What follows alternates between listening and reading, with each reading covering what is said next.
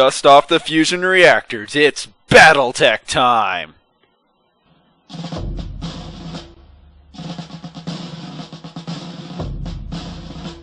It had all started so simply, the militia being called forward to put down a dispute between nobles over what was presumed to be a telephone bill, has now spilled over into a revolution. The deaths of those Poe crews has galvanized the public, their martyrdom a symbol for reform against the former guards. And in their demise, Group W has found itself a new backer. War being very lucrative for them, they support the rebels in their crusade for greater profits, in their case. And along with them, the Hasselhoffens, some nobles pushed forward to a goal greater than their own.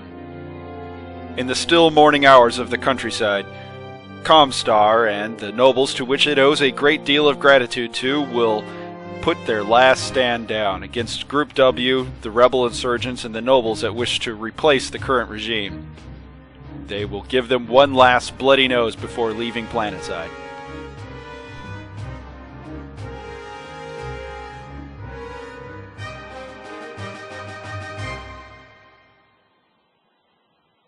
Comstar and the nobles get to set up half their units in hidden deployment in this game, and the other half gets to set up in half of the board. Setting up in hidden deployment, the Comstar has elected to place the 3 Challenger tanks, the 2 VonLuckners, and one of the Seraphs. In open deployment is the Zeus and the Nightwolf that has seen quite a bit of combat so far, and the infantry that have active camo on, which, according to this picture, you would think that they were set up hidden anyway.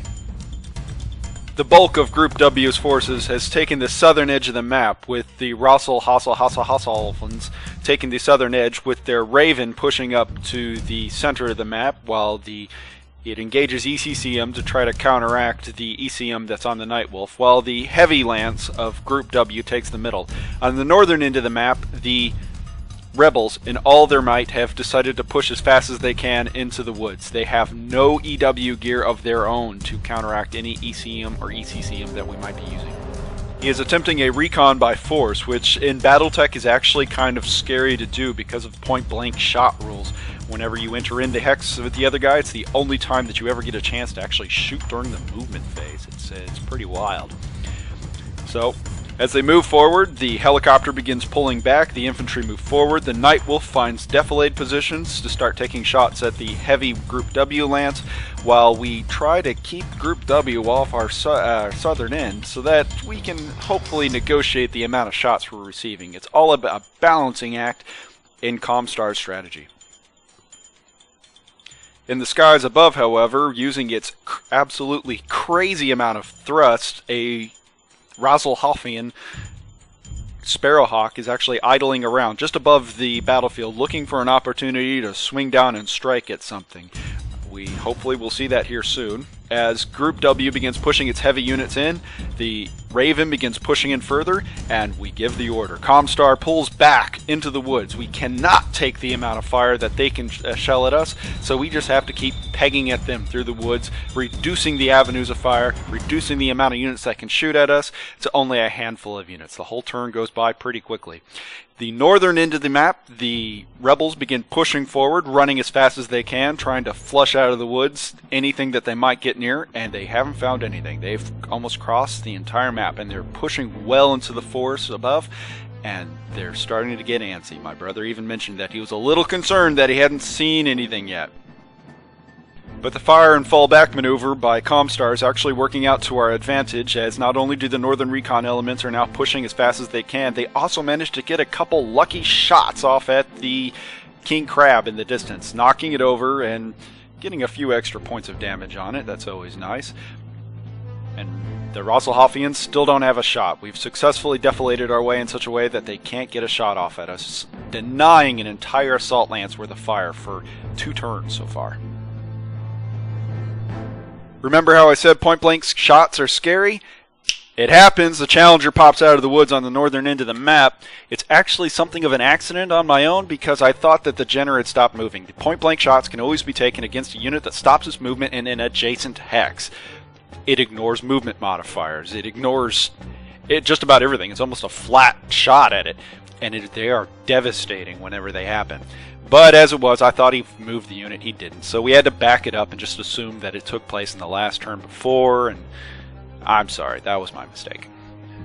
But as Crew 64 had just revealed its ambush against that Jenner, he completely devastated, connecting with just about every weapon in the inventory and putting it into forced withdrawal. The rebels then turn around and start pushing everything they have in it.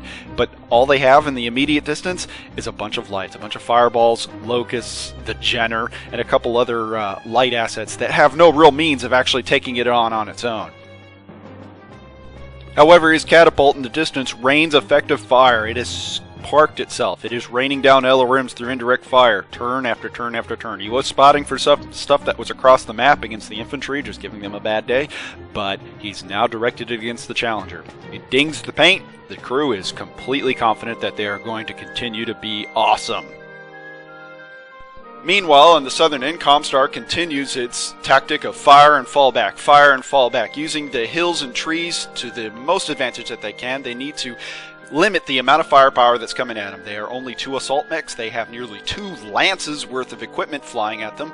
I even count out the hexes around the Raven just to creep my opponent out, thinking he's close to something. Meanwhile, on the northern end, the VonLuckner opens up on the Hatchetman, double taps with the AC-20, hits with the MRMs, ravages it with its lasers, and even manages to connect with the machine gun, taking a leg off, damaging the torso, and putting the whole mech into forced withdrawal. It is a crippled machine. It falls over, and it gets its return shot. It opens up, turns around, and blows up the VonLuckner with a lucky crit. The ammo goes up. It's dead. The humanity. What the hell went wrong, man? Game over. Game over. As first blood goes to the Group W and Rebel forces, it's actually about to get second blood too. What hasn't been shown is the Sparrowhawk. It's been making shots from across the board on the aerospace maps at the poor warrior helicopter that has actually been jinking since turn 1 to try to get away. It doesn't really help though, it doesn't affect the mod that much.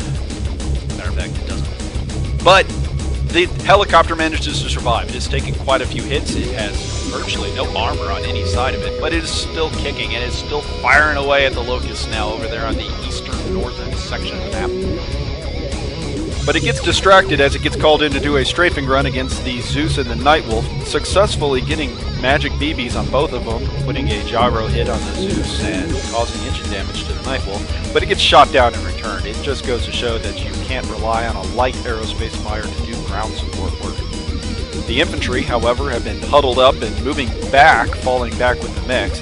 They are going to turn around and start re-entering the woods in front of them now that the Zukov the VonLuckner has done its job in distracting the enemy, but there's no longer any reason for them to be there. So they move forward to try to retake the woods, and hopefully they can bait something else to come out there and have to dig them out. Meanwhile, on the southern end, Comstar continues executing its tactics successfully of fire and withdrawal, fire and withdrawal. They have already reduced the amount of fire that they're taking through this tactic to just a couple mediums and the Raven. The Assault Lance that they were trading fire with initially is too slow to keep up with them, and the terrain is too rough for them to also be able to keep up with them. So it's worked out beautifully. They keep pulling back. I keep counting out the hexes around the Raven to keep them concerned that there's something out there, but there isn't. At this point, they realize that the gambit is actually all on the northern field as another VonLuckner comes out of the heavy woods on the northern end to start double tapping at the lights that are running around like cockroaches in the light.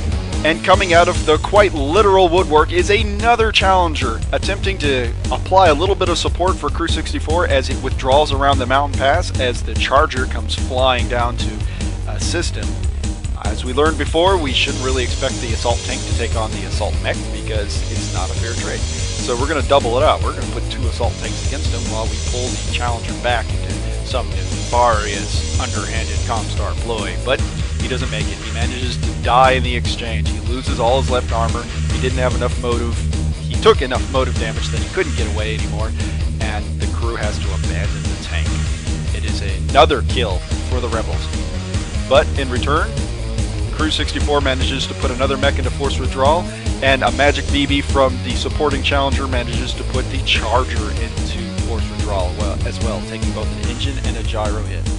The VonLuckner on the northern end puts another mech into forced withdrawal, taking off its arm and coring right through its torso with the AC-20. Even the warrior helicopter has started beating in on the Locust. It didn't have a whole lot of armor to start with, but it has a whole lot less now as it manages to core right through the back end of the armor and starts doing all kinds of critical damage to it. It's not going to survive, but according to the scenario rules, we just have to get them into force withdrawal, so we're way up in the victory point so far. Now we have to turn back about half their force value, about 11,000 BV. We are at closer to 5,000 BV has turned away or has been forced into forced withdrawal or is destroyed in some other way. As a matter of fact, we haven't actually killed anything. We've just been getting technical kills, which, as far as we're concerned, is as good as it's going to get. The Seraph comes out of hiding as well. It is exactly where the Challenger was trying to pull back to and starts opening up on the lights in the distance to no effect. Another Challenger comes out of the woodwork and starts chasing down the Charger in order to stop it as Comstar begins pulling back again on the southern edge of the map, trying to pull the 2 assault lances into a quagmire of terrain that it will never see its way out of, because the game is going to end long before they're able to see another target. In retaliation, Group W begins firing at the infantry in the woods. It kills one guy with a Gauss rifle, which is another really great example, which we're going to do a video of that on some other time, why infantry are the great equalizer. He's got a really great heavy anti-mech loadout, but they are absolutely useless against infantry. But with that, time is called on the game. We can't continue anymore as much as we'd love to, and we have to call it. We go ahead and wrap the game up with the shots that we thought that would matter. We managed to throw a lot of ammo into the Raven, critting it pretty badly, but we didn't cause it to go into forced withdrawal, so we didn't get the victory points for that. At the end, we actually killed almost 7,500 BV, and they only killed about 2,000, or just a little bit above 2,000. It wasn't quite the goal that we needed to actually take to claim victory, so Group W wins the campaign. We could have played a little bit longer. We might have done a lot more damage. We probably would have left the Seraph in hiding just a little bit longer. But as it was, time was called. The damage that we did to them was actually fairly superficial. It was all forced withdrawals. So they could have repaired it in a campaign sense and came back. Our losses were destroyed tanks. And there was no way we were going to be able to get that back in any kind of reasonable time frame. So Group W wins the campaign. Bravo. And poor Comstar has to pull off world and leave the nobles to deal with their little political brouhaha on their own. This has been an Ouchies Batrep, and thanks for watching.